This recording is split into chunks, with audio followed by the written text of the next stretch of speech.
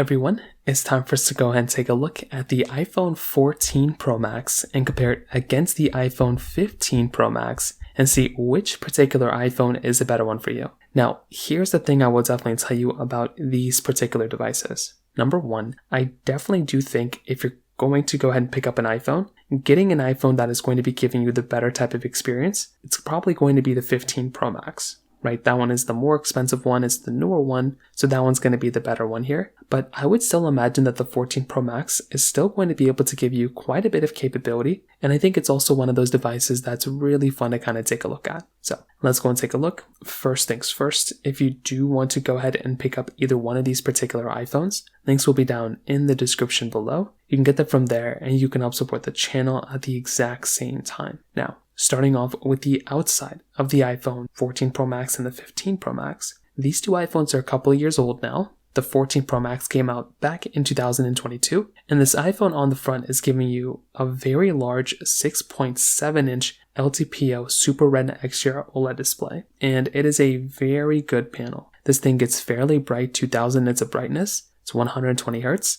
and it is a really good display. This is still easily one of the better displays you can buy on an iPhone, and I would imagine that if you're going to go through and pick up a device, this is a fairly good option. These types of iPhones are giving you very good types of displays, and because they're a little bit older, I personally do think this is actually something that's kind of nice going on for these types of devices because they're not insanely expensive anymore, and you're still able to get a pretty good type of device for the most part as well. So I would say with the 14 Pro Max, this is easily something that's really nice, and I am a really big fan of that type of device panel when it kind of comes down to it. With the iPhone 15 Pro Max, this type of panel is a little bit different, right? This type of panel is it's essentially the same thing, to be honest. It's also a 6.7-inch LTPO Super Retina XDR OLED display. So within this panel, this thing is still giving you a really good type of device, still giving you 2000 nits of brightness, and it's still giving you a 120 Hz display as well. So this type of device, for the most part, I think does a good job at once again kind of giving you pretty much exactly what you'd want from a device. I think these types of devices do give you an overall good experience. Again, maybe they're not perfect, but I would imagine that if you're going to go through and pick up a device panel like this, both the 15 Pro Max and the 14 Pro Max do give you pretty similar types of layouts. The main difference here though is with the bodies, the 15 Pro Max has more of a curved side to it, where the iPhone 11 or the 14 Pro Max has more of a flat side to it. They're both flat-sided, but that's kind of the main difference you're going to end up seeing here. Again, it isn't necessarily that big of a deal, but some people may end up liking that curved, feature that the iPhone 15 Pro Max has. But again, it isn't necessarily that big of a deal. But just keep in mind that is, once again, one of those small things to keep in mind there. Now, on top of that, I would say another big thing to keep in mind here is that the iPhone 14 Pro was basically kind of the last iPhone to bring some sort of a lightning port. So the Pro Max, in fact, was pretty much exactly the last iPhone to bring a lightning port there. So that is kind of an interesting thing to say the least. So if that's a big deal to you, then you can always go for a different type of device. But just know that with those types of devices, you were getting a little bit of a different type of experience there. So with something like the iPhone 14 Pro Max, that's essentially kind of what's going on there for the most part. So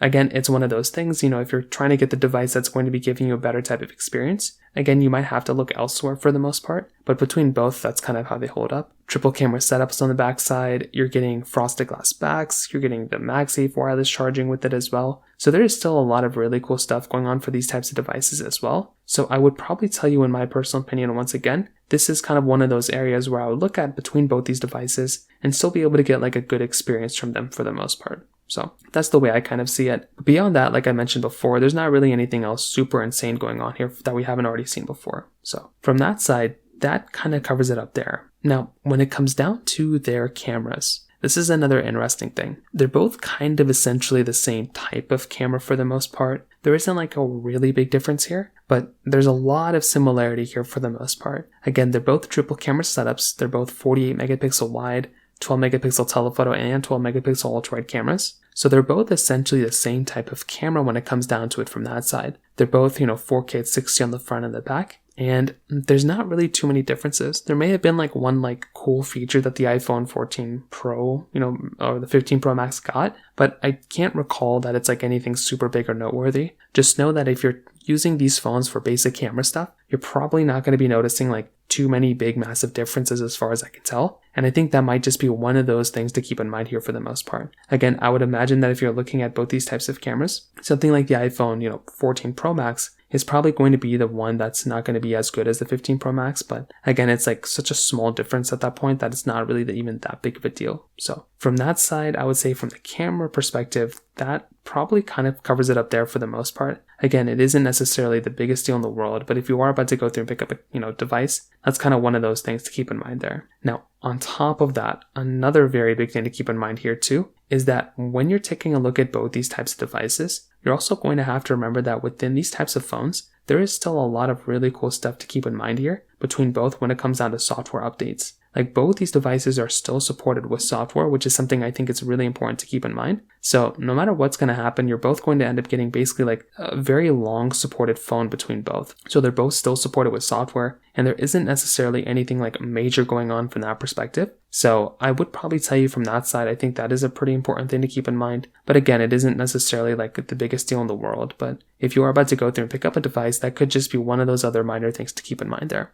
So from a software longevity perspective, they're both still supported with software right now. In the future, who knows? But, the 15 Pro Max is still going to last longer. But I think the 14 Pro Max is still a very, very good phone when it comes down to it from that side as well. So in terms of that kind of covers it up there. Now, when it comes down to the performance, this is another one of those really big things to keep in mind here as well. The iPhone 14 Pro Max is giving you the Apple A16 Bionic chip inside of it with 6 gigabytes of RAM, where the iPhone 15 Pro Max is giving you the Apple A17 Pro chipset inside with 8 gigabytes of RAM. So I would probably tell you, in my personal opinion, again, this is one of those types of devices that I look at, and I just genuinely don't really think that this is like that big of a deal when it comes down to like a device. Like I don't think this is a good phone, in my personal opinion, from that perspective either. And I do think there's probably some better options. But no, both these phones are really good. I just don't think there's that big of a difference between the performance here, right? They're both excellent phones, but for my day-to-day use, like, yes, the 15 Pro Max is going to be faster, but the 14 Pro Max is not really going to be that far off. And I feel like if you're going to pick up either one of these, if you're going to pick up one, the 15 Pro Max is going to be the better one. But I think the 14 Pro Max is still a very good option when it comes down to it. So in terms of all of that, what I definitely will tell you is that I'm a big fan of both these particular devices. If you want to get a little bit more of a budget tier device, or like a phone that's a little cheaper than the other one,